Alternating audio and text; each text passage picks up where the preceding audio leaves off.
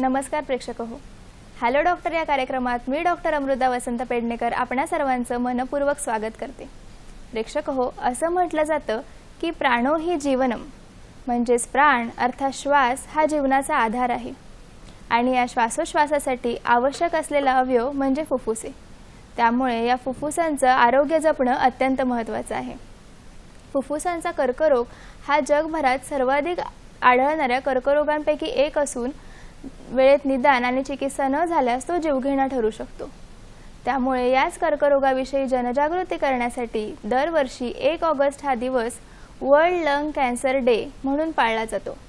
तर याच विषयावर आज आपण चर्चा करणार आहोत आणि आजच्या आपल्या चर्चेचा विषय तुम्ही टीव्ही स्क्रीनवर पाहू शकता. आजच्या आपल्या चर्चेचा विषय आहे जागतिक फुफ्फुस कर्करोग दिवस आणि या विषयावर मार्गदर्शन करण्यासाठी आज आपल्यासोबत उपस्थित आहेत ज्येष्ठ छातीरोग आणि क्षयरोग तज्ज्ञ डॉक्टर राजेंद्र तातू ननावरे सर. नमस्कार सर. हॅलो डॉक्टर या कार्यक्रमात आपलं मनपूर्वक स्वागत. प्रेक्षक हो, डॉक्टर ननावरे सर यांचा परिचय द्यायचा झाल्यास सर हे ज्येष्ठ छातीरोग आणि क्षयरोग तज्ज्ञ असून त्यांना 38 वर्षांहून अधिक वैद्यकीय सेवेचा अनुभव आहे. ते सध्या group of TB hospital Sewri Mumbai येथे स्पेशालिटी मेडिकल कन्सल्टंट म्हणून कार्यरत असून IMA academy of medical specialities Navi Delhi येथे ऑनररी प्रोफेसर आणि इंडियन जर्नल ऑफ ट्युबरक्युलोसिसचे एडिटोरियल मॅनेजर आहेत. त्यांनी 40हून अधिक संशोधन निबंध, 6 आंतरराष्ट्रीय वैद्यकीय पुस्तकं प्रकाशित केली असून दूरदर्शन आणि आकाशवाणीवर 50हून अधिक जनजागृती कार्यक्रम केले आहेत. द युनियनचे chest consultant, ICMR drug safety monitoring कमिटीचे सदस्य आणि भारतातील OPD बेडाक्विलिन डॉट्स प्लस साईटचे अध्यक्ष म्हणून त्यांनी 1800हून अधिक ड्रग रेझिस्टंट TB रुग्णांवर यशस्वी उपचार केले आहेत. त्यांच्या उल्लेखनीय कार्याबद्दल त्यांना top pulmonologist doctor of the year 2026, IMA best academician award आणि ऑनररी प्रोफेसर यांसारखे प्रतिष्ठेचे पुरस्कार प्राप्त झाले आहेत. तर अशा अनुभवी आणि प्रगल्भ व्यक्तिमत्व असलेल्या सरांशी आपण चर्चा करणारच आहोत. चला तर मग आपण आपल्या विषयाकडे वळूया आणि संवाद साधूया डॉक्टर राजेंद्र ननावरे सर यांच्याशी. तर सर, माझा पहिला प्रश्न असा आहे की फुफ्फुसाचा कर्करोग म्हणजे नेमकं काय? हा सर्वात महत्त्वाचा प्रश्न आहे की फुफ्फुसाचा कर्करोग म्हणजे काय. फुफ्फुसामध्ये ज्या पेशी असतात, ज्याला आपण इंग्लिशमध्ये सेल्स म्हणतो, ह्या पेशी जेव्हा अनियंत्रित म्हणजे अनकंट्रोल किंवा ॲबनॉर्मल ग्रोथ होती, त्या कंडिशनमध्ये म्हणजे त्या ग्रोथ जेव्हा एखादा ट्यूमर किंवा हे होतो, अशा कंडिशनला, अशा घातक कंडिशनला फुफ्फुसाचा म्हणजे लंग कॅन्सर किंवा फुफ्फुसाचा कर्करोग म्हणतात. फारच छान माहिती दिली सर तुम्ही. याने आपल्या प्रेक्षकांना सोप्या भाषेत समजलं असेल की फुफ्फुसाचा कर्करोग म्हणजे काय. पण सर, या कर्करोगाचे काही प्रकार असतात का आणि ते कोणते असतात? असं बघायला गेलं तर ह्याच्यामध्ये 2 प्रकार दिसतात. पहिला प्रकार म्हणजे non small cell lung cancer आणि दुसरा म्हणजे स्मॉल सेल लंग कॅन्सर. आता नॉन NSCL जो आहे, पहिला जो भाग आहे तो 85% आहे आणि दुसरा जो भाग आहे तो 15% आहे. असं बघितलं गेलं आहे की ह्याच्यामध्ये नॉन सेल कॅन्सर आहे लंग कॅन्सर, त्याचे 3 भाग पडतात. एक स्क्वॅमस सेल कार्सिनोमा, एक ॲडिनो कार्सिनोमा आणि एक लार्ज सेल कार्सिनोमा. दोन्हीही कॅन्सर तसे घातक आहेत, पण सध्याच्या परिस्थितीत नॉन स्मॉल सेल कार्सिनोमा हा थोडासा कमी घातक वाटतो आणि बरं व्हायचं प्रमाण थोडंसं चांगलं आहे. फारच अभ्यासपूर्ण माहिती दिली सर तुम्ही. सर, पण हा कर्करोग नेमका का होतो, म्हणजे त्याची कारणं काय असतात आणि त्याचे प्रमुख जोखीमकारक घटक काय असतात? पहिला आपण जोखीमकारक घटक बघूया. असं बघितलंय की धूम्रपान करणाऱ्या, पर्टिक्युलरली तंबाखूचं धूम्रपान करणाऱ्या लोकांमध्ये प्रमाण जास्त दिसतं आणि हे पण आहे की काही लोकांना धूम्रपान न करताही होतो. काही भागात आनुवंशिक पण आहे, काही वेळेला जणू म्हणजे जेनेटिक्स चेंजेस होतात त्यामुळे होतो. तर ह्याची जर बघितलं तर धूम्रपान हा सर्वात महत्त्वाचा प्रिव्हेंटेबल आहे. जर हा प्रिव्हेंटेबल आपण जर हे करू शकलो तर कदाचित ह्याचं प्रमाण कमी होऊ शकतं. नक्कीच सर.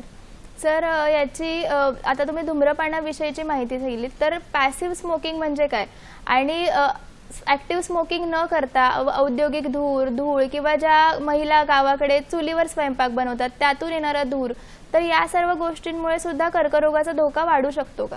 हो, नक्कीच. हे पाहिलं गेलंय की पॅसिव्ह स्मोकिंग म्हणजे काय, पहिले आपण त्याला निष्क्रिय पद्धतीचे म्हणतात. पॅसिव्ह स्मोकिंग म्हणजे जर कोणी आपल्या जवळचा किंवा आपल्या घरामध्ये जर त्याचा धूम्रपान करत असेल, सिगरेट बिडीचा जो धूर असतो तो जेव्हा हवेमध्ये जातो आणि तो न कळत आपण तो आत घेतो, अशा लोकांमध्ये जास्त वेळ राहिल्यामुळे ह्या पॅसिव्ह स्मोकिंगमुळे पण कर्करोग होतो. कारण हा लंग्स टिश्यू म्हणजे लंग टिश्यू आहेत त्यांना अपाय करतात आणि त्याच्यामुळं हा कॅन्सर होऊ शकतो. आता दुसरं तुम्ही सांगितलं की महिलांमध्ये, खरं तर बघितलं महिलांचं धूम्रपानचं प्रमाण अतिशय कमी आहे, पण महिलांमध्ये पण काही रोग आपला लंग कॅन्सर त्यात कारणं म्हणजे एक तर ज्या घरामध्ये किचनमध्ये किंवा धूर असतो की गावी अशी पद्धती असते व्हेंटिलेशन नसतं, हवा खेळती नसते, अशा भागात पण होण्याची शक्यता असते. किंवा ज्यांना आनुवंशिकता आहे अशा लोकांत हे होतात. काही वेळेला जेनेटिक कारणांमुळे पण होतो. वायू प्रदूषण म्हणजे एअर पोल्युशन ह्यांनी पण होण्याची शक्यता आहे. काही लोक कामामध्ये म्हणजे ऑक्युपेशनल अशा जागी रेडॉनसारखा किंवा ॲस्बेस्टोससारखा किंवा असे काही जे वायू आहेत जे जास्त प्रमाणात आल्यावर आपल्या फुफ्फुसाचे सेल खराब होतात किंवा त्यांना इजा होते आणि मग they turn into cancerous cell. नक्कीच सर. सर पण या कर्करोगाची सुरुवातीला कोणती कोणती लक्षणे दिसतात आणि अशी कोणती लक्षणे आहेत जी अजिबात दुर्लक्षित करू नये आणि त्वरित तज्ज्ञांचा सल्ला घ्यावा? नक्की, हाही अतिशय चांगला प्रश्न आहे, कारण ह्याच्याशिवाय आपल्याला लक्षात येत नाही की कसं चाललंय. असं बघितलंय की फुफ्फुसाचा कर्करोग असेल अशा लोकांना खोकला जो 3 आठवड्यापेक्षा जास्त आहे किंवा रक्त मिश्रित म्हणजे ब्लड खोकल्यातून येतं किंवा दम लागणं किंवा भूक मंदवणं, वजन कमी होणं, अशी जर लक्षणं दिसत असेल तर नक्कीच त्याचा तपास करावा. आणि त्यामध्ये आणखीन दुसरी गोष्ट, हाय रिस्क जे लोक असतात, उदाहरणार्थ जे धूम्रपान करतात, अशा लोकांमध्ये लवकर तपास करावा. त्यामुळे आपल्याला तो आजार दिसू शकतो. नक्कीच सर, आपल्याला फारच छान अशी माहिती देत आहेत आणि सरांकडून अजून आपण कर्करोगाविषयी महत्त्वपूर्ण माहिती जाणून घेणारच आहोत. परंतु प्रेक्षक हो, कार्यक्रमात आता वेळ झालेली आहे एका छोट्याशा विश्रांतीची. परंतु तुम्ही कुठेही जाऊ नका आणि पाहत रहा आपला आवडता कार्यक्रम हॅलो डॉक्टर.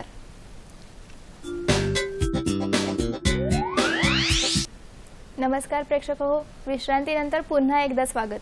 विश्रांतीपूर्वी आपण चर्चा करत होतो डॉक्टर राजेंद्र ननावरे सर यांच्याशी फुफ्फुसाचा कर्करोग या विषयावर.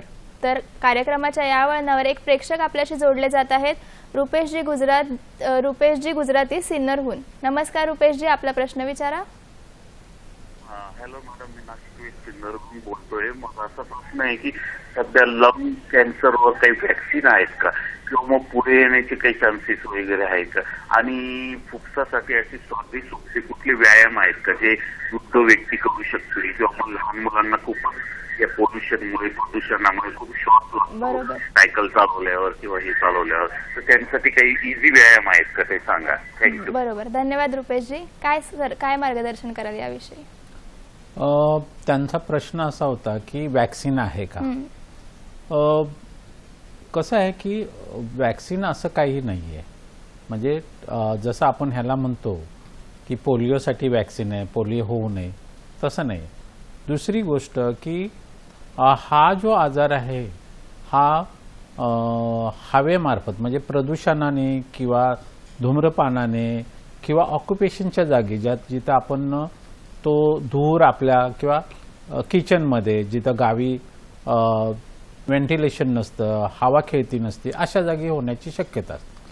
आता दुसरी गोष्ट की त्याला प्रिव्हेन्शन म्हणून हा वॅक्सिन आहे म्हणता तुम्ही. तर प्रिव्हेन्शन म्हणून आहे ना, जे हाय जोखमी लोक आहेत त्यांना लो डोस CT करतात. कारण हाय डोस CT त्याला हे होऊ शकत नाही, पण लो डोस CT करून त्याचं बघितलं जातं. बरं, आणखीन रेग्युलर जर स्क्रीनिंग केली तर त्या ह्याच्यासाठी आपल्याला एक प्रतिबंधक म्हणून करता येतं. पण वॅक्सिन असं काही आढळलेलं नाही, वॅक्सिन असं अजून काही आलेलं नाही आणि कुठे मेन्शन नाही आहे. आणि तिसरी गोष्ट की व्यायाम कुठले केले पाहिजेत. श्वसनाचे पुष्कळ व्यायाम आहेत आपल्या योगामध्ये. मला वाटतं कपालभाती वगैरे असे काही व्यायाम आहेत जे काही रेग्युलर केले पाहिजेत.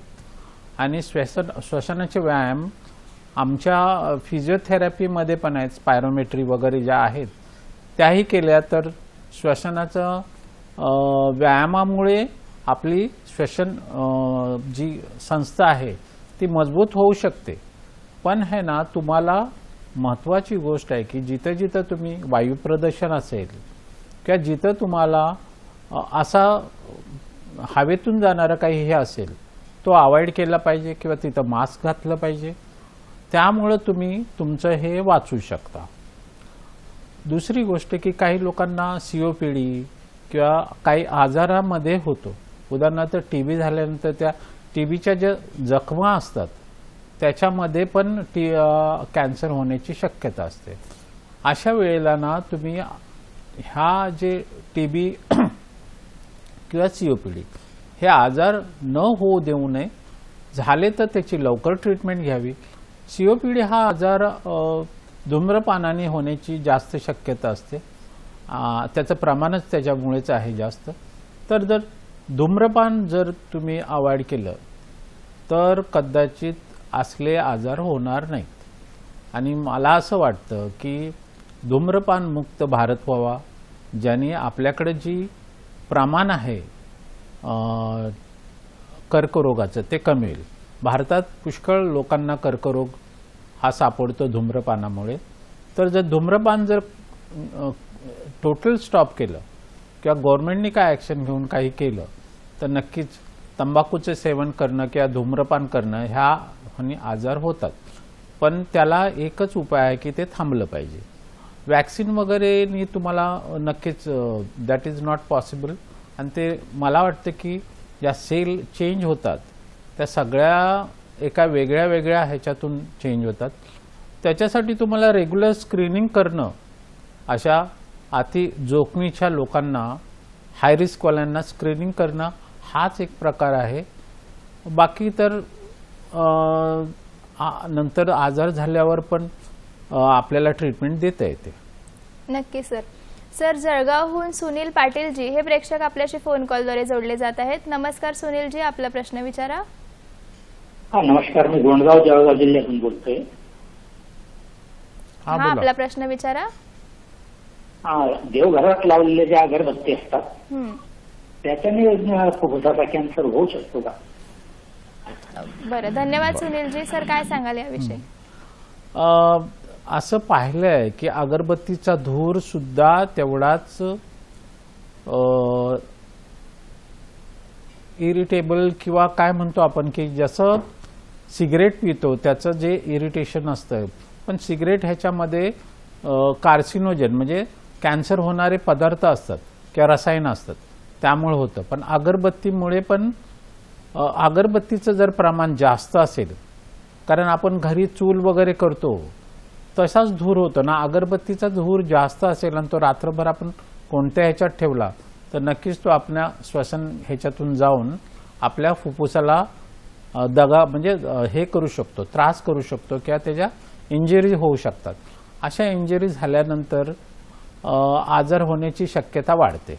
पण असं कन्फर्म सांगू शकत नाही. पण दिस हॅज बीन स्टडीजमध्ये असं फाइंड आउट झालं आहे की असे जे काही एअर पोल्युशन किंवा हवेतून जाणारे जे हे आहेत त्याच्यामुळे तुम्हाला कर्करोग होतो बरोबर. फुफ्फुसाचा. सर, तुम्ही विश्रांतीपूर्वी हे सांगत होतात की कर्करोगाची लक्षणं काय असतात. तर 3 आठवड्यावरून अधिक खोकला किंवा खोकल्यातून किंवा थुंकीतून रक्त पडणं, तर ही लक्षणं क्षयरोग किंवा COPD मध्ये सुद्धा दिसून येतात. तर मग फुफ्फुसाचा कर्करोग, COPD आणि क्षयरोग याच्यामध्ये डिफरन्शिएट कसं करावं किंवा यातला फरक कसा ओळखावा हे तुम्ही सांगू शकता का? नक्कीच, हा एक अतिशय चांगला प्रश्न आहे. कारण लोकांना मी जर सांगितलं 3 आठवडे खोकला आहे आणि रक्त मिश्रित कफ आहे किंवा दम लागतोय किंवा आणखीन दुसरी गोष्ट वजन कमी होते, तर हे लक्षणं TB मध्ये पण दिसतात. त्यामुळं ह्या लक्षणाचं डिफरन्शिएट करायचं असेल तर त्या माणसाचे काही तपासण्या कराव्या लागतात. पहिली जर म्हटलं तर क्लिनिकल इव्हॅल्युएशन केलं पाहिजे. जर अशी जी लोक असतात ज्यांना कर्करोग होणार आहे तर अशा लोकांमध्ये धूम्रपानाची हिस्ट्री सापडते, आनुवंशिक असू शकतो, काही जेनेटिक्स चेंजेस झाल्यामुळे असू शकतो. तर ह्याला जर आपण तपासणी केली बरोबर तर नक्कीच ह्याचं निदान होऊ शकतं आणि मग त्याच्यावर उपचार करता येतात. आता उदाहरणार्थ TB हा आजार आहे ना, ज्याची प्रतिकारशक्ती कमी असते अशा लोकांना होतो. आणि अशा लोकांमध्ये जी लक्षणं दिसतात, 2 आठवड्यापेक्षा जास्त खोकला असेल किंवा त्यांनाही रक्तमिश्रित कफ असू शकेल किंवा त्यांचं वजन सिग्निफिकंटली कमी झालं आहे, अशा लोकांचं पहिली चाचणी क्लिनिकली चेक करून त्याची जर काही तपासण्या केल्या, टेस्ट केल्या, उदाहरणार्थ एक्सरे आहे, स्पुटम आहे, ह्या तपासण्या केल्यानंतर प्रायमा फेशिया समजून येतं की हा आजार असू शकेल आणि मग ह्या आजारातून मग त्याच्या पुढच्या चाचण्या करण्यात येतात. त्या आम्ही पुढे सांगणार आहोत. बरोबर. जालन्याहून संजयजी हे प्रेक्षक आपल्याशी जोडले जात आहेत. नमस्कार संजयजी, आपला प्रश्न विचारा. हा, नमस्कार. नमस्कार, आपला प्रश्न विचारा. हा, आपले प्राथमिक लक्षण कधी कधी असं लक्षणं जाणवत नाही आजारामध्ये. बरोबर. आणि तपासणी अंती असं दिसतंय की स्टेज झाले, तर मग आता याच्या स्टेज कोणत्या आणि याचे लक्षणं प्राथमिक अवस्थेतले कोणते आणि याच्यावर उपाय काय करता येईल? बरोबर, धन्यवाद संजयजी. सर, काय सांगाल याविषयी? काय माहित आहे की ह्या ज्या सॉरी, मला परत रिपीट करा, तुम्ही सांगा. त्यांनी असा प्रश्न विचारला की याचे स्टेजेस कोणत्या असतात आणि त्यानुसार मग पुढे चिकित्सा कशी करावी. बरोबर आहे. ऐक, काय माहित आहे की कुठलाही फुफ्फुसाचा आजार असेल तर त्याच्यामध्ये पहिलं लक्षण म्हणजे खोकला येणे, दुसरं लक्षण म्हणजे दम लागणे आणि तिसरं लक्षण म्हणजे रक्तमिश्रित कफ येणे. आता आपण थोडक्यात एक जाणून घेऊया की हे 2 फुफ्फुस आहेत आपल्या शरीरात, त्याच्यामध्ये ऑक्सिजन आपण घेतो आणि कार्बन डायऑक्साईड बाहेर देतो. ऑक्सिजन घेण्यासाठी ज्या एअरवेज आहेत, ह्या ज्या एअरवेज आहेत ना, ह्याच्यातून अल्वेलायमध्ये ऑक्सिजन जातं आणि तिथून रक्तामध्ये जाऊन ते बाहेर येतं. आता आपण लक्षण म्हणून खोकला जो 3 आठवड्यापेक्षा जास्त असेल आणि साध्या अँटीबायोटिक किंवा साध्या औषधांनी बरा होत नाही किंवा रक्तमिश्रित जर कफ असेल किंवा तुम्हाला अचानक दम पुष्कळ लागतोय, वजन कमी झालं, तर पहिली टेस्ट म्हणजे त्याला क्लिनिकली तपासून एक्सरे काढणे.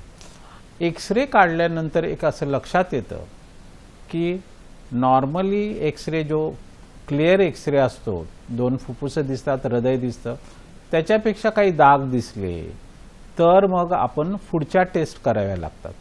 आता त्यांनी स्टेजेस विचारल्या, तर पहिली आणि सेकंड स्टेज आहे जी त्याच्यात TNM क्लासिफिकेशन म्हणतात, ट्युमर, नोड आणि मेटास्टेसिस. हा क्लासिफिकेशनपर्यंत पहिल्या आणि सेकंड स्टेजपर्यंत आपल्याला कधी कधी एक्सरेवर पण व्यवस्थित दिसत नाही.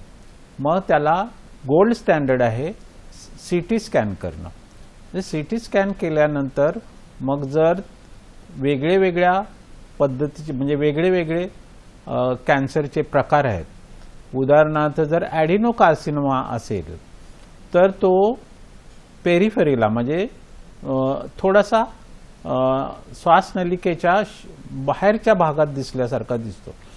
जर तो स्क्वॅमस सेल असेल तर श्वासनलिकेला असतो, आणि जर तो स्मॉल सेल असेल तर तो सेंट्रली असतो. ह्या ज्या फरक आहेत, ह्या फरकामुळे आपल्याला त्याच्यातला डिफरन्शिएट करायला येतो.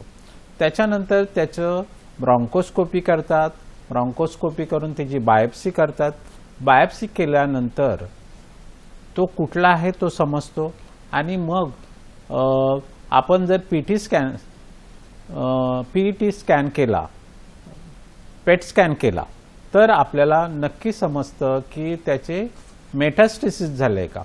मेटास्टेसिस झाला असेल तर मग तो 3ऱ्या स्टेजमध्ये जातो, आणि त्याच्यानंतरची पुढची स्टेज आहे.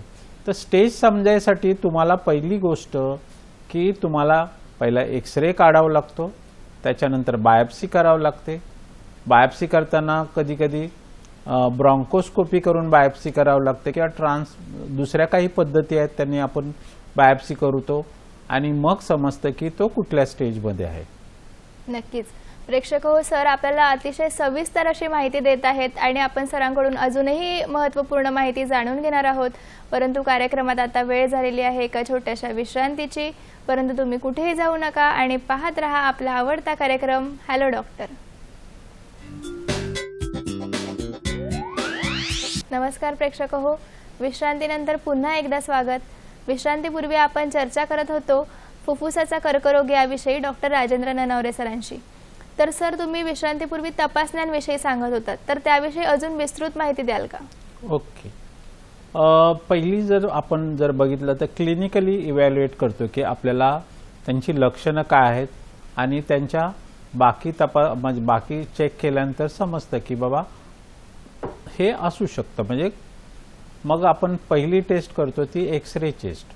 एक्सरे चेस्ट केल्यावर असं जाणवतं की आपल्याला कधी कधी एखादा नोडल्स दिसतो, किंवा मधल्या भागात म्हणजे मिडियास्ट्रिनम ज्या भाग म्हणतो, 2 फुफ्फुसाच्या मध्ये आणि हृदयाच्या वर किंवा हृदयाच्या बाजूला असणारा, तिथं काही गाठी दिसतात, किंवा तिथं काय असे वेगळे शॅडोज दिसतात. त्याला आम्ही असं समजतो की कदाचित हे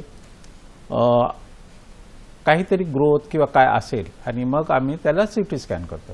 सीटी स्कॅनमध्ये अतिशय चांगलं, इट्स अ गोल्ड स्टँडर्ड आपल्या ह्याच्यासाठी तपासणीमध्ये, आणि ते केल्यानंतर मग आपल्याला लक्षात येते की कदाचित हा कॅन्सर असण्याची शक्यता आहे. मग एक बायोप्सी केल्या जाते. बायोप्सीमध्ये वेगळे वेगळे प्रकार आहेत. ईबस आहे, परत ट्रान्सब्रॉन्कियल बायोप्सी आहे. ह्या सगळ्या आपण ब्रॉन्कोस्कोपीनं करतो. त्याच्याबरोबर आपल्याला सर्वात महत्त्वाची टेस्ट म्हणजे त्या बायोप्सी केल्यानंतर मॉलिक्युलर टेस्ट करतो. आजकाल मॉलिक्युलर टेस्टला अतिशय महत्त्व आहे, कारण मॉलिक्युलर टेस्टमुळे जेनेटिक्स चेंजेस आलेल्या त्या आपल्याला समजतात. EFGR नावाची जी चेंजेस आलेले असतात जीन्समध्ये, त्या दिसल्यानंतर आपण मग असं विचार करतो की आता त्याची ट्रीटमेंट द्यावी. ट्रीटमेंट देण्यासाठी मग ह्या टेस्ट पुष्कळ होतात, आणि ह्याच्यानंतर मग ज्या काही स्पेसिफिक आणखीन टेस्ट लागतील त्या कराव्या लागतात. बरोबर. आधुनिक वैद्यकशास्त्रामध्ये अशा अनेक तपासण्या उपलब्ध आहेत, परंतु यासाठी वैद्यकीय सल्ला घेणंही तितकंच महत्त्वाचं आहे. तर सर आता या तपासण्या केल्यानंतर ट्रीटमेंट कशा प्रकारे असते, म्हणजे चिकित्सा कशा प्रकारे केली जाते, आणि ती स्टेजेसनुसार वेगवेगळी असते का? हो, कसं आहे की आपण स्टेजेसप्रमाणे ट्रीटमेंट देतो. जर पहिल्या किंवा सेकंड स्टेजमध्ये असेल तर सर्जरी ही ट्रीटमेंट आहे. त्याच्यामध्ये संपूर्ण फुफ्फुस काढला जातो, किंवा फुफ्फुसाचा एका लोब काढला जातो, किंवा एखादा सेगमेंट पण काढला जातो. आजकाल इतका ॲडव्हान्स झालेला आहे की एक छोटासा सेगमेंट काढून पेशंट अतिशय व्यवस्थित होतो. दुसरी गोष्ट की सर्जरी आजकाल इन्व्हेजिव्ह सर्जरीपेक्षा नॉन इन्व्हेजिव्ह म्हणजे इजा कमी होणाऱ्या सर्जरी पुष्कळ आल्यात, आणि त्या सर्जरी केल्यानंतर असं लक्षात येतं की संपूर्ण पेशंट बरा होतो, त्याचं पुढचं आयुष्य अतिशय चांगलं जातं. पण तो लवकर निदान होणं अतिशय गरजेचं आहे. कारण जर निदान उशिरा झालं तर मग आजकाल उशिरा निदान सेकंड आणि थर्ड स्टेजच्या पण लोकांना ट्रीटमेंट दिल्या जाते. पण पहिल्या स्टेजमध्ये जी प्रोग्नोसिस किंवा त्याचं पुढचं हे असतं ते अतिशय चांगलं असतं. आणि कित्येक लोक असे आहेत की जे फर्स्ट आणि सेकंड स्टेज किंवा फर्स्ट स्टेजमध्ये ज्यांनी ट्रीटमेंट घेतलेत आणि चांगलं आयुष्य जगतायत, त्यांची लाईफस्टाईल वगैरे म्हणजे व्यवस्थित होऊन जाते.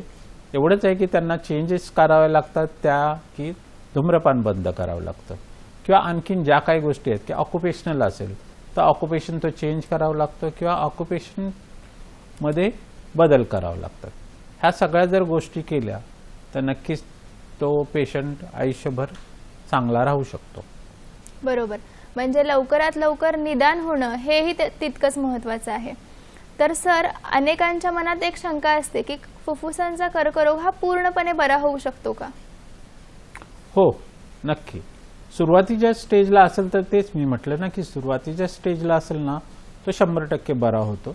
आणि तो मल्टी म्हणजे एक असं मल्टी हे आहे, कारणं पुष्कळ आहेत. कारण त्याच्यामुळे आहे ना कोणत्या कारणामुळे झालं आहे त्या पद्धतीने त्याची जर ट्रीटमेंट व्यवस्थित झाली, कारण आता ज्या ट्रीटमेंट पार्ट आहे त्याच्यामध्ये टार्गेटेड थेरपी ज्याला आम्ही म्हणतो, त्या ट्रीटमेंटमध्ये जर व्यवस्थित झाली तर नक्कीच तो 100% बरा होतो.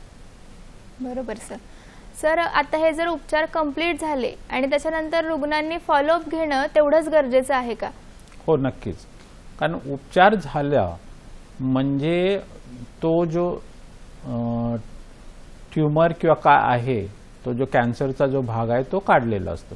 पण काही दिवसांना कधी कधी ते सीडिंग होतं, म्हणजे एकच्या जागेचा दुसऱ्या जागेत जाऊ शकतो आणि त्याच्यामुळे मेटास्टेसिस होऊन तो कधी मेंदूला किंवा दुसऱ्या ऑर्गनला जाऊ शकतो आणि तो दुसऱ्या ऑर्गनला गेल्यानंतर त्याचाही त्रास होऊ शकतो. म्हणून आपल्याकडे सर्जरीनंतर किमोथेरपी आहे. किमोथेरपी हा सेल शोधून त्या सेलला मारतं, ज्या अनकंट्रोल किंवा कॅन्सरस सेल आहे त्यांना मारतं. आणि त्याच्यानंतरची जी थेरपी आहे त्याला आपण रेडिओथेरपी म्हणतो. रेडिओथेरपी एक्सरे रेज टाकून हाय व्होल्टेजच्या एक्सरे रेजनी त्यांना संपूर्ण बर्न केल्या जातं. तर ह्या ज्या थेरपी आहेत त्या जुन्या, म्हणजे सर्जरी, परत किमोथेरपी आणि त्याच्यानंतरची रेडिओथेरपी, ही थेरपी पुष्कळ वर्षापासून चालू आहे. पण गेल्या 1 किंवा 2 शतकामध्ये आपल्याकडे नवीन थेरपी आलेली आहेत. त्याचं नाव टार्गेटेड थेरपी आहे आणि इम्युनोथेरपी आहे. ह्या 2 थेरपीमुळे आपण 3rd स्टेज किंवा 4th स्टेजच्या पण पेशंटची ट्रीटमेंट करू शकतो किंवा त्याची लाईफस्टाईल किंवा त्याचं जे त्रास आहे तो कमी करू शकतो आणि आयुष्य पुढचं चांगलं जाईल असं होतं. म्हणून आता जी काही नवीन ट्रीटमेंट आलेली आहे त्यांनी नक्कीच पेशंट जे पूर्वी ज्या परिस्थितीत होते तसं नाही आहे. आता चांगली ट्रीटमेंट आलेली आहे आणि टार्गेटेड थेरपी आहे ना, ही मॉलिक्युलर लेवलला आहे. जीन्समध्ये ज्या काही चेंजेस आलेले असतात त्या बघितल्या जातात आणि त्याप्रमाणे त्या औषधं दिल्या जातात. आणि ही औषधं सगळी ओरल आहेत, म्हणजे तोंडाने घेऊ शकतात अशी औषधं आहेत. बरोबर. धन्यवाद सर. सर, दिलीप थत्तेजी हे बोरिवलीहून प्रेक्षक आपल्याशी जोडले जात आहेत. नमस्कार दिलीपजी, आपला प्रश्न विचारा. दिलीपजी, आपला प्रश्न विचारा. काल 21 जुलैला आता सकाळी मला ब्रेकफास्ट नंतर एकदम पायातली शक्ती गेली आणि उठता येईना. तर त्यामुळे मला मिसेसने आणि मुलांनी हातात दिला पण मला पाय उचलता येईना. आणि नंतर आम्ही अँब्युलन्स करून मला ऍडमिट केलं.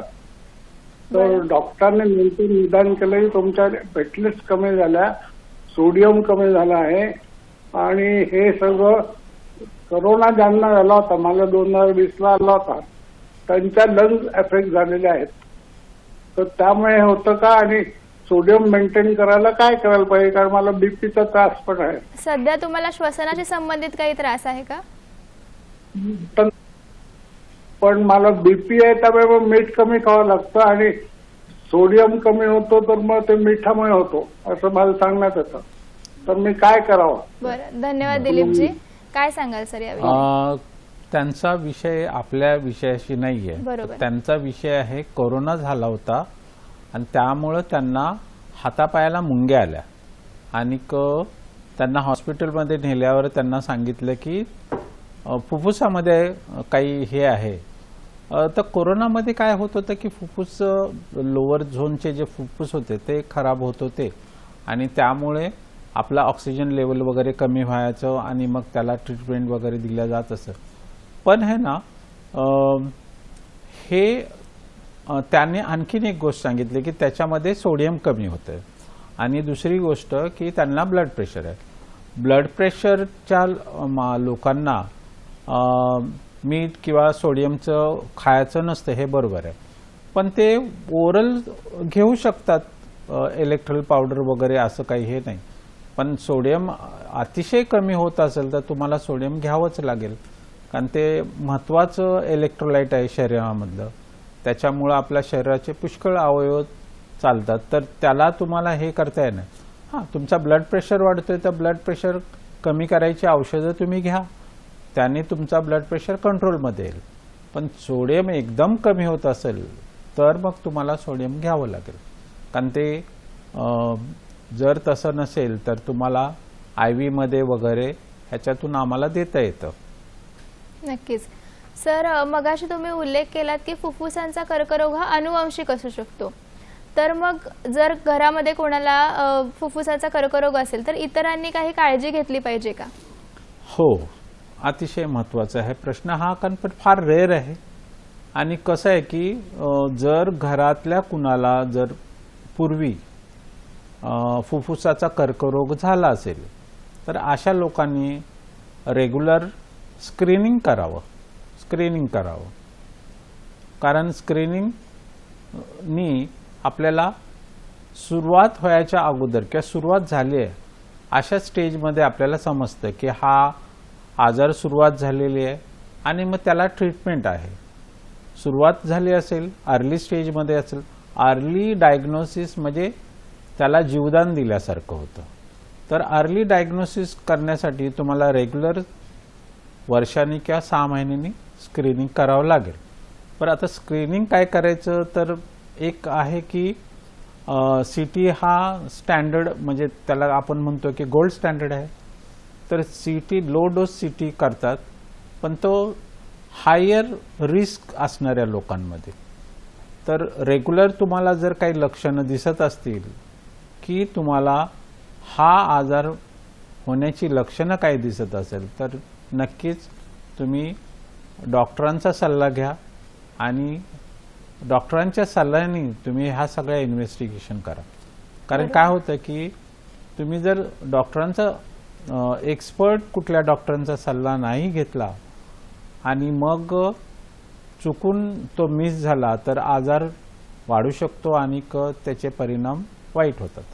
आणखीन दुसरी गोष्ट की तुम्ही रेग्युलर चेकअप ठेवणं हे अतिशय महत्त्वाचं आहे. जसं तुम्ही म्हटलं मगाशी की मला फॉलोअपबद्दल, नक्कीच इथेही फॉलोअप तसा ठेवावा लागतो.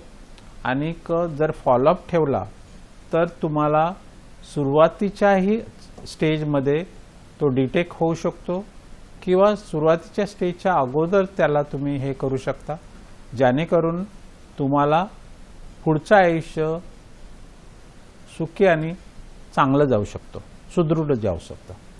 बरोबर सर, आता तुम्ही प्रतिबंधात्मक उपाय याचा उल्लेख केलात, तर फुफ्फुसांचा कर्करोग होऊ नये म्हणून काही प्रतिबंधात्मक उपाय पाळता येतील का? आणि ज्यांना फुफ्फुसांचा कर्करोग झाला असेल त्यांनी उपचारादरम्यान काही विशेष आहार विहाराची पथ्य पाळणं आवश्यक आहे का? बर, हा अतिशय चांगला प्रश्न आहे. कारण काय माहिती आहे, आहार हा अतिशय महत्त्वाचा घटक आहे आपल्या जीवनातला. आणि जर तो व्यवस्थित नसेल तर मग आजाराचे प्रमाण किंवा आजाराचं स्वरूप बदलतं. जर आहाराबद्दल बोललं तर प्रोटीनयुक्त आहार घेणं अतिशय गरजेचं आहे. त्याबरोबर फळं खाणे गरजेचं आहे, हिरवे पालेभाज्या खाणे गरजेचं आहे. कारण हे आहे ना, ह्याच्यामध्ये समतोल आहार असणं अतिशय महत्त्वाचं आहे. कारण आपल्याला जे बॅलन्स डाएट आहे माहीत आहे की किती प्रमाणात कार्बोहायड्रेट पाहिजे, किती प्रमाणात फॅट पाहिजे आणि किती प्रमाणात शुगर पाहिजे. हे जे किती फॅट, कार्बोहायड्रेट आणि प्रोटीन हे जर तुम्ही व्यवस्थित घेतलं तर मला वाटतं की अतिशय चांगलं असतं. त्याबरोबर व्यायाम करणं अतिशय गरजेचं आहे. कारण व्यायाम तुम्ही केला तर तुमचं शरीर अतिशय फिट राहतं. प्लस तुम्ही धूम्रपान सोडणं. पण जर तुम्ही धूम्रपान करत असाल किंवा कुठलंही व्यसन करत असाल, जसं दारू आहे, गुटखा आहे, तंबाखू आहे, हे सगळीच व्यसनं तुम्हाला त्या आजाराला पोषक असतात, ते आजार वाढवतात. तर ही जर तुम्ही बंद केले तर नक्कीच तुम्हाला ह्याचा फायदा होऊ शकतो. परत एक आणखीन काय प्रश्न विचारला तुम्ही? आहार आणि विहार, म्हणजे आहार आणि अजून काही पथ्य पाळली पाहिजेत का, किंवा काही प्राणायाम केले पाहिजेत का, किंवा काही प्रतिबंधात्मक उपाय पाळता येतील का? असं प्रिव्हेन्शन मध्ये हाच एक भाग आहे की प्रिव्हेन्शन मध्ये तुम्ही धूम्रपान न करणे, आहार व्यवस्थित घेणे, रेग्युलर व्यायाम करणे, शरीराला विश्रांती देणे. शरीराला आजकालची मुलं काय करतात की विश्रांती घेत नाहीत, पुष्कळ काम करतात आणि त्या कामामध्ये ते थोडेसे जास्त डीप गेल्यानंतर व्यसनाधीन पण होतात. आजकाल आपण पुष्कळ हाय राईज सोसायटीमध्ये किंवा चांगल्या कंपन्यांमध्ये ह्याचं प्रमाण जास्त दिसतं स्मोकिंगचं, आणि ते आजकाल फिमेलमध्ये दिसण्याचं प्रमाण जास्त दिसू लागले. बरोबर. सर, कृष्णा सूर्यवंशीजी लातूरहून हे प्रेक्षक आपल्याशी जोडले जात आहेत. नमस्कार कृष्णाजी, आपला प्रश्न विचारा. सर, माझं नाव ट्रीटमेंट झालं 2022 मध्ये. इव्हिंग सारकोमामध्ये रेडिएशन आणि केमोथेरपी दोन्ही पण झालेलं. परंतु नंतर काय झालं, आता रेग्युलर मध्ये काय होतं, कफ येतं आणि कफ आल्यानंतर त्याच्यामध्ये कधी कधी लाल येतं.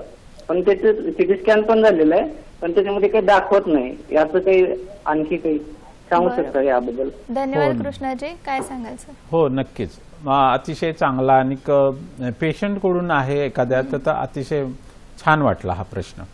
काय माहिती आहे की त्यांनी सांगितलं की त्यांना 2000 किती मध्ये तरी झाला होता, 22 मध्ये, आणि त्यांचं रेडिओथेरपी, किमोथेरपी झालेली आहे. आता काय असतं माहिती आहे की फुफ्फुस हा 2 स्पंज सारखे ऑर्गन आहेत आणि त्याचं सर्जरी केल्यावर किंवा रेडिओथेरपी केल्यावर तिथं तो इलास्टिक पार्ट संपून फायब्रोसिस तयार होतो. अशा फायब्रोसिसमध्ये ज्या रक्तवाहिन्या असतात ते थोडासा प्रेशर आला किंवा खोकला आला, साधा खोकला जरी आला तर त्याच्यातून रक्त येऊ शकतं. बरं, हे रक्त येतं ना, हे कधीतरी जीव घेणं होऊ शकतं. तर तुम्ही तुमच्या डॉक्टरांना भेटा, त्यांच्याकडून फॉलोअप घ्या, आणि जर जास्त रक्त येत असेल तर आता काही नवीन थेरपी आहेत. एक अशी मला माहीत असणारी ब्रॉन्कियल आर्टरी एम्बोलायझेशन, की ज्या रक्तवाहिनी तून रक्त येतं त्याला आम्ही एक्सरे किंवा ह्याच्या खाली सिटी स्कॅन खाली त्याला ब्लॉक करतो. तर असं जर ब्लॉक करायची, जर तुमची रक्तवाहिनी जास्त हे झाली असेल तर ती ब्लॉक होऊ शकते. तर तुम्ही डॉक्टरांना भेटा. ज्या डॉक्टरांनी ट्रीटमेंट केली त्यांना भेटला तर अतिशय चांगलं होईल, कारण त्यांना माहीत असतं तुमची केस, ते तुम्हाला व्यवस्थित सांगू शकतात. आणि ह्या जर ट्रीटमेंट घेतला तर तुम्हाला नक्की फायदा होईल. पण नक्की हे लक्षात ठेवा, फॉलोअप करणं, निष्काळजीपणा न करणं हे अतिशय महत्त्वाचं आहे. कारण अशामध्ये कधीतरी रक्ताची उलटी येऊन जास्त त्रास होऊ शकतो. बरोबर. सर, आता तुम्ही सांगितलं की धूम्रपान हा एक महत्त्वाचा हेतू असतो किंवा महत्त्वाचं कारण असतं फुफ्फुसाचा कर्करोग होण्यामागे. तर बरेच लोक धूम्रपान सोडू इच्छितात, तर अशा लोकांना तुम्ही काय सल्ला द्याल आणि त्यासाठी काही वैद्यकीय मदत उपलब्ध आहे का? हो, नक्कीच. हा चांगला आणि अतिशय महत्त्वाचा प्रश्न आहे.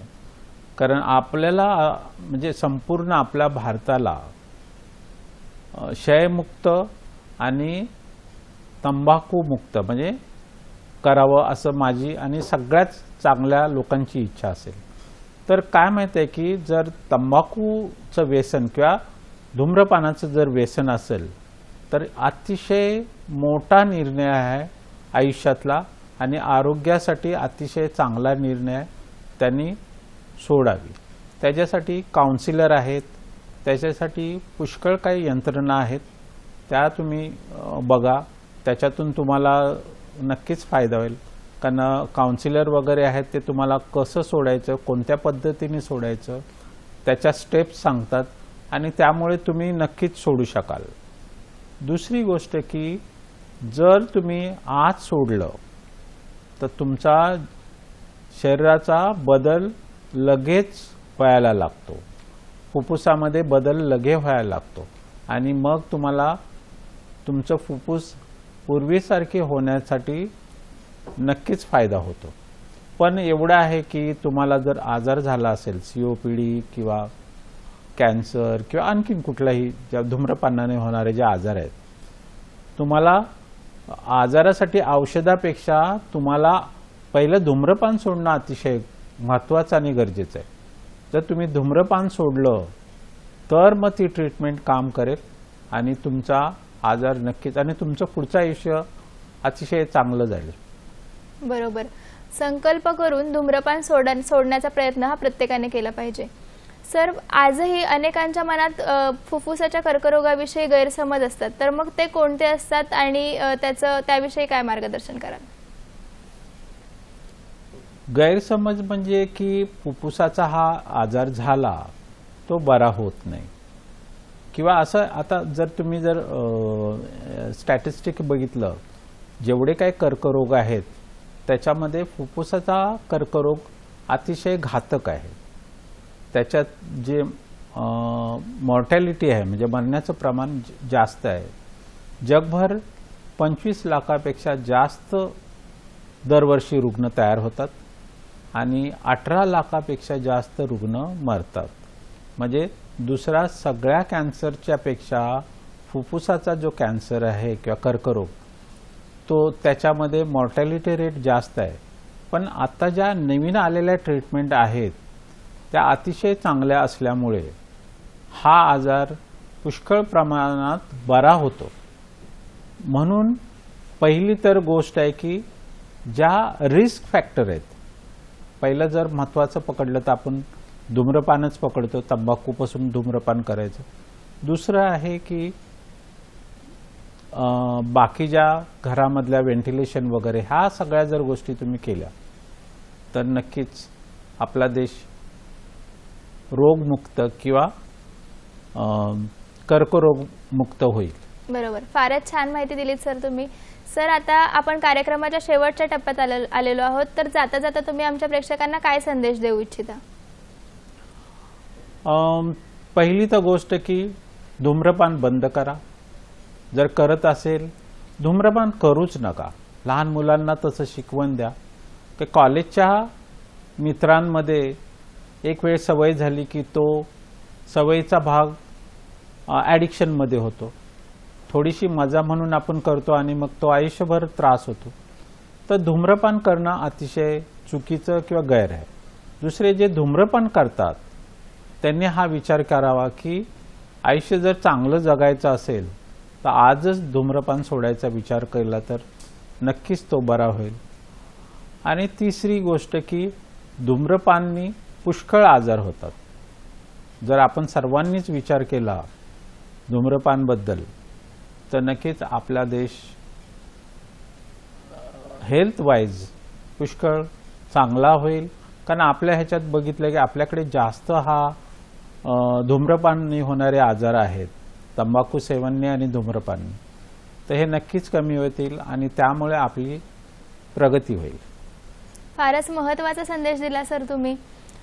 प्रेक्षक हो, फुफ्फुसाचा कर्करोग हा गंभीर आजार आहे, परंतु लवकर निदान आणि योग्य चिकित्सा हे जर असेल तर हा आजार होण्यापासून नक्कीच आपल्याला म्हणजे आजारावर मात करणं नक्की शक्य आहे.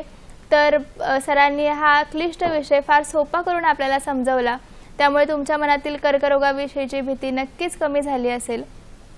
तर सर, तुम्ही वेळात वेळ काढून इथे आलात आणि आम्हाला अत्यंत मोलाचं असं मार्गदर्शन केलं, त्याबद्दल दूरदर्शन सह्याद्री वाहिनी आणि आमच्या हॅलो डॉक्टरच्या संघातर्फे आपले खूप खूप आभार. धन्यवाद सर. तर प्रेक्षक हो, आता वेळ झालेली आहे रजा घेण्याची. आपण पुन्हा भेटूया एका नवीन भागात नवीन विषयासह आपल्या आवडत्या कार्यक्रमात, ज्याचं नाव आहे हॅलो डॉक्टर. तोपर्यंत स्वस्थ रहा, मस्त रहा आणि आनंदी रहा. धन्यवाद.